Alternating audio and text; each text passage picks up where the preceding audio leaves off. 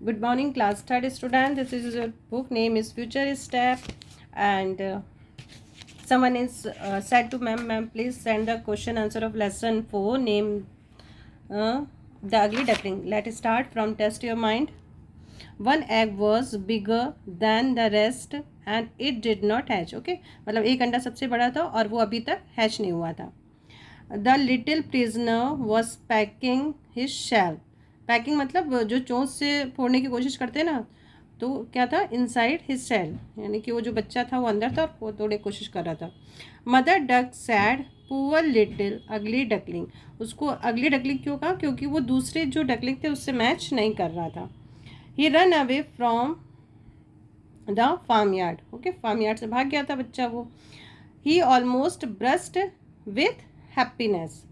Okay, last में खुश हो जाता है ना वो. Fill in the blanks. Okay, यहाँ पे क्या होगा? Popped secret nobody reads और चिल्ड्रन. Okay, easy. चलिए, let's see true false. The Hahn family lived is an old फार्मिया. हैन फैमिली एक ओल्ड फार्मिया में फार्म में रहती थी. तो कहाँ रहती थी वो, बताइए.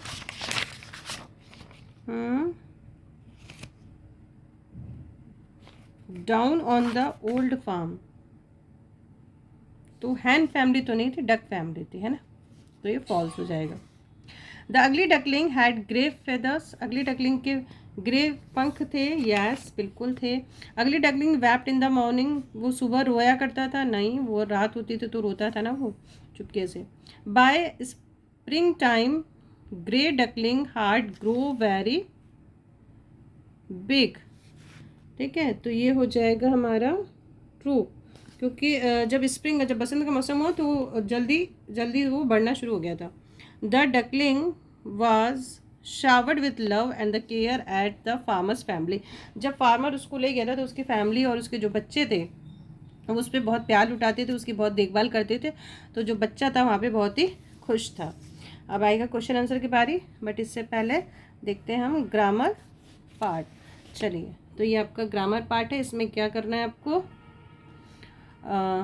ए और एन का यूज़ करना है.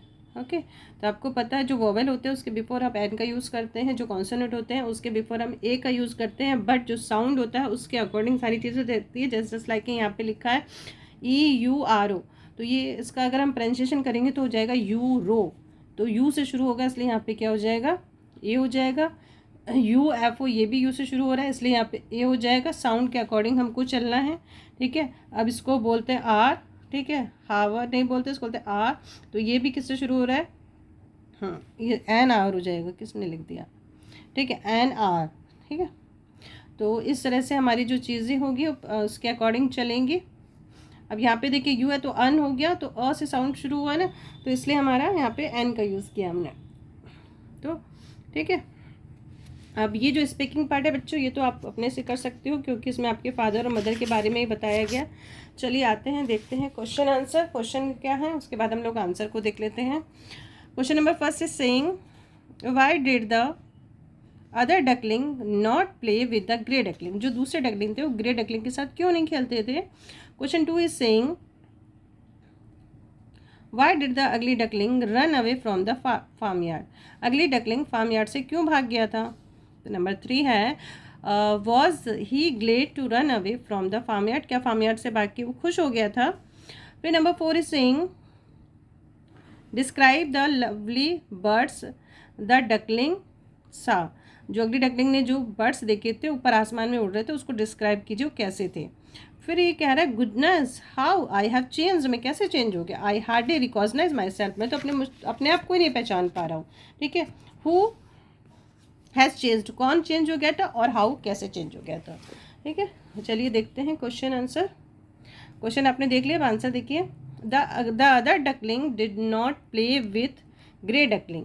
दूसरे डकलिंग ग्रे डकलिंग के साथ खेलना नहीं चाहते थे बिकॉज ही लुक्ड स्ट्रेंज. क्योंकि वो अजीब दिखता था, अलग दिखता था, इसलिए खेलना नहीं चाहते थे. Number two the ugly duckling run away from the farm yard.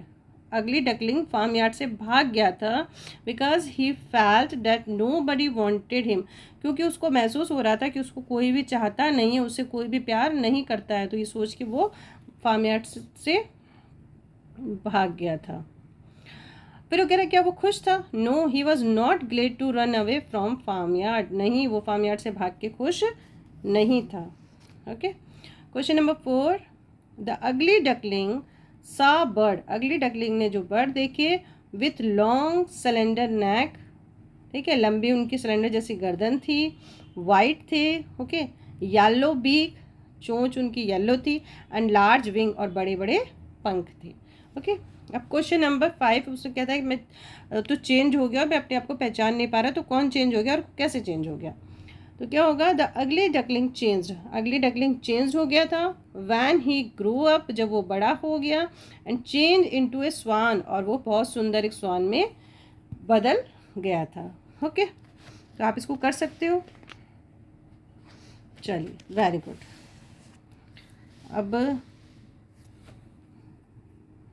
वो आपका आर्टिकल था बच्चों। ये क्वेश्चन है, arrange this word in the alphabetical order. इसको अल्फ़ाबेटिकल ऑर्डर में आपको लगाना है, ठीक है। अल्फ़ाबेटिकल ऑर्डर यानी कि सबसे पहले ए से शुरू करना है, फिर उसके बाद देखिए जैसे यहाँ पे आया है, इसमें ए से तो कुछ भी है नहीं, हमारा नहीं है, फिर बी से कुछ है, बी से भी नहीं है, सी से है। अब सी में देखिए यहाँ भी सी एल है, यहाँ भी सी एल है, यहाँ भी सी एल है, ये भी सी एल है, ये भी सी एल है। तो आप बेटा क्या करोगे, इसके बाद वाला जो वर्ड है ना उसको देखोगे कि वो कैसे है। जस्ट लाइक सी एल, सबसे पहले क्या आता है? ए, तो सबसे पहले क्या आ जाएगा? क्ले हो जाएगा। क्या हो जाएगा? क्ले हो जाएगा, ठीक है। अब इसमें देखिए फिर होता है ए के बाद क्या आएगा? ए बी सी डी, इसमें ऐसा कुछ भी, यहाँ पे देखिए फिर ये ए एम है ना, सी एल ए एम। अब इसमें भी क्या देखना है आपको? फिर फोर्थ लेटर को देखना है आपको। किसको करना है? फोर्थ लेटर को। अब फोर्थ लेटर यहाँ पे वाई है, यहाँ पे अच्छा ये तो स्लैम में है, ठीक है। और ये हो गया है। अब मान लेते हैं ये क्लेवर वाला सी एल ई, तो ये यहाँ भी सी एल ई है और यहाँ भी सी एल ई है। अब यहाँ के बाद ये ई तो आएगा, बट इसमें क्या देखोगे? फोर्थ लेटर देखोगे, यहाँ पे है आपका वी और यहाँ पे है ए। तो पहले क्या आता है बच्चों? ए आता है, तो फर्स्ट क्या हो जाएगा? क्लीन, है ना। क्ले के बाद क्या हो जाएगा? क्लीन, फिर क्लेवर। इसी तरह से आपको देख के चलना है, ठीक है। तो ईजी है, थोड़ा सा माइंड यूज़ करोगे तो हो जाएगा।